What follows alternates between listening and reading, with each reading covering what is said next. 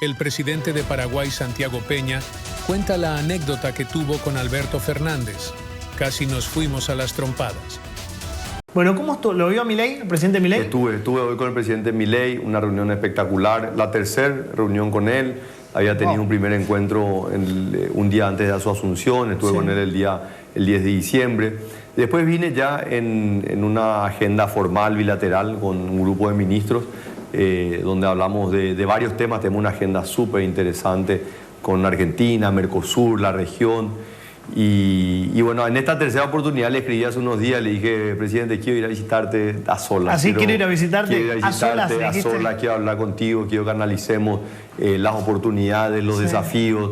O sea que muchas veces la presidencia es un espacio bastante solitario. ¿Qué te parece? ¿Verdad? Entonces, sin ánimo de dar lecciones a nadie, pero simplemente entender también los enormes desafíos que tenemos. Así que fue una conversación espectacular. ¿Cómo lo viste? Lo encontré muy enfocado, ¿sí? Muy enfocado, ¿verdad? Obviamente, siendo los dos economistas, claro. Los dos hemos analizado los problemas económicos desde afuera y hoy tenemos la oportunidad de resolverlos desde adentro.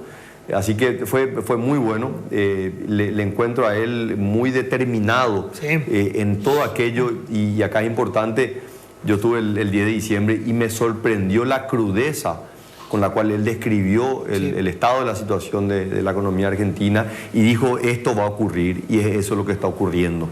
Ahora, yo estaba mirando con un poquito de envidia los números de ustedes, ¿no? Lo hablamos hoy en la radio, inflación febrero Paraguay, cero. Cero. Sí. Ni 0,01. No tienen inflación. ¿Cómo hicieron? Y este es un proceso que no fue fácil, Johnny. Es parte de un proceso duro, doloroso.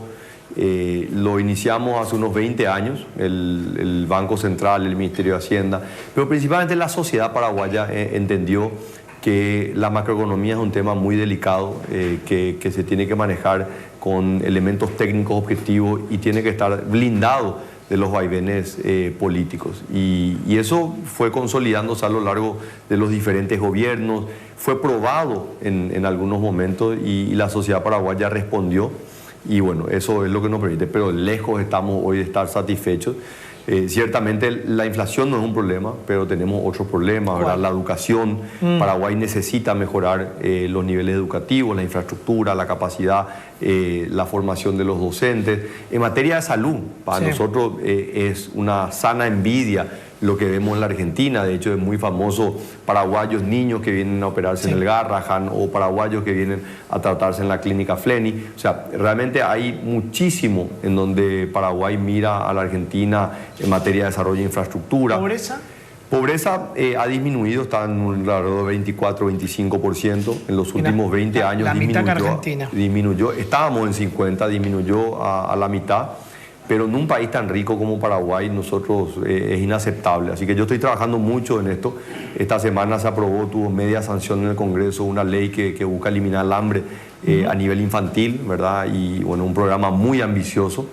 Así que estamos abocados en eso y también un poco parte de la experiencia que hemos vivido en Paraguay es cómo congeniar esos diferentes intereses políticos, ¿verdad? Claro. O sea, porque una cosa es ganar la presidencia, otra cosa es cómo le convences a los diferentes partidos políticos o al tuyo mismo que te apoyen en una agenda. Bueno, en eso yo le he dedicado mucho tiempo, he trabajado mucho con el Congreso y eso me ha permitido que en estos 8 meses prácticamente hemos pasado 9, 10 reformas. Te quiero preguntar esto, Fuerzas Armadas con el tema narcotráfico. No sé si sabés, pero el gobierno argentino va a empezar a usar a las Fuerzas Armadas, creo que ustedes lo hacen en Paraguay. Nosotros lo hacemos, es una experiencia reciente.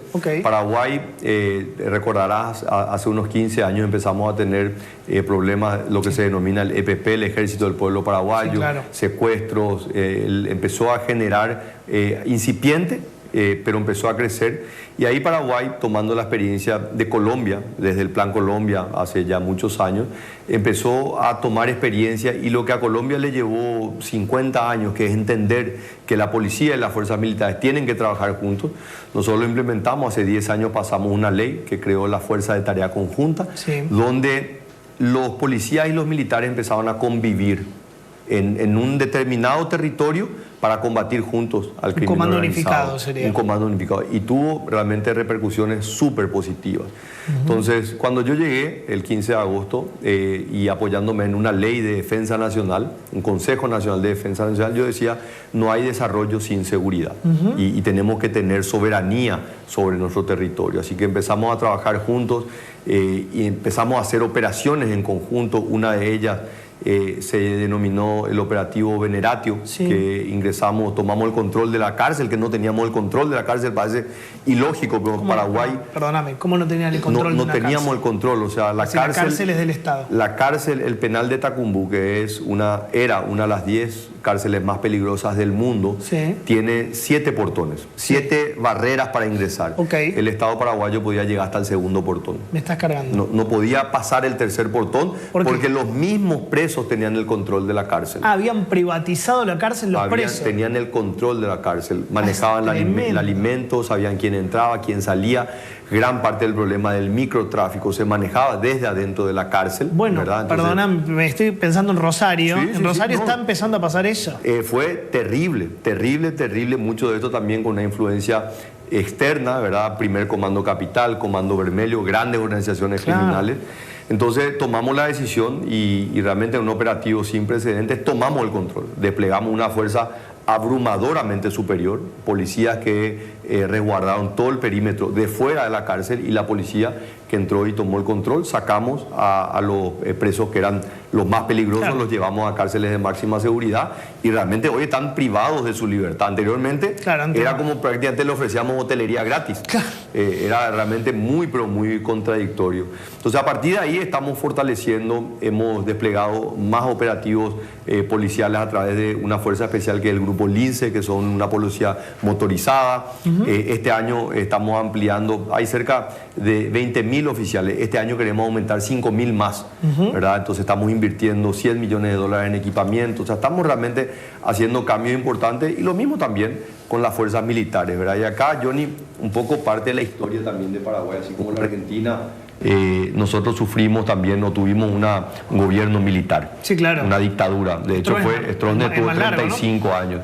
Y mucho de esto generó de alguna manera un divorcio, ¿verdad?, entre el poder civil y el poder militar. Y es como que el poder civil le tuvo miedo y le dijo a los militares, ustedes quédense en los cuarteles y no salgan de ahí. Y quedaron encerrados en los cuarteles. Y lo que nosotros estamos haciendo, y yo estoy haciendo particularmente, ese proceso de reconciliación, ¿verdad? Tengo un ministro de Defensa que fue general de ejército, una persona realmente maravillosa, que entiende mucho de estos procesos culturales que hemos vivido. Hicimos una renovación total de la cúpula militar, hay gente que está entendiendo este nuevo rol y bueno, yo lo estoy ayudando también. Son Fuerzas Armadas democráticas. Totalmente. Digo porque acá, perdóname, pasa exactamente lo mismo. El kirchnerismo se opone a que las Fuerzas Armadas participen de las operaciones porque dicen, bueno, es parecido a la dictadura. No. El populismo es edulcorante, es atractivo, seduce, pero el populismo empobrece, esa es la realidad. Siempre y en todos los momentos de la historia el populismo ha empobrecido. Entonces nosotros no tenemos que engañar, un voto no vale cualquier cosa. Y afecta la cultura del trabajo, totalmente, ¿no? Acá tenemos un problema con los planes sociales, presidente. Problema enorme. Hay 20 millones de personas que reciben planes sociales y les cuesta volver. Pero la culpa no es del plan social, sino la culpa es de cómo se implementa ese plan social, ¿verdad? Y por cuánto tiempo se da, ¿verdad? Lo que busca, y Paraguay tiene planes sociales, no es que no tenemos, pero son muy focalizados y cumplen un objetivo, que es romper el círculo intergeneracional de la pobreza. Transferencias condicionadas que están condicionadas a que el niño vaya a la escuela, tenga las vacunas, porque si fue a la escuela y tiene vacunas, tiene más chances de conseguir un trabajo el día de mañana. Fue un momento tenso, fue un momento muy tenso. Es más, ¿quieres que te cuente algo? Sí, por favor. Me voy a la Asamblea de las Naciones Unidas. Me encuentro a la salida de la recepción del presidente Joe Biden con el presidente Alberto Fernández. Y ahí me doy la vuelta y digo, Alberto, le saludo. Y viene furioso. ¿Furioso? Furioso. ¿Alberto? Furioso. A increparme. No. A increparme. Y él, ¿por qué? Para el tema de la hidrovía, que te voy a seguir cobrando y que esto, y ¿En que lo serio? otro. Estaba ¿Te voy a seguir cobrando? furioso. Decía, Alberto, sentémonos a dialogar. Yo estaba tratando de calmar los años. Qué raro, Alberto. Pero se puso bravísimo. Y al final me dijo, y aparte, te fuiste y lo quemaste a Sergio, que dijiste que no le iba a comprar un auto. Ah, de ahí vio esa frase. Sí, no, vio. Pero bueno. Pará, perdón, ¿y cómo terminó? No, terminó. Bueno, terminó chao. bien. Sí, bueno, nos fuimos a los golpes. No. Pero fue una conversación muy tensa. ¿Estuvieron cerca de irse a los golpes? No, pero fue una conversación muy acalorada.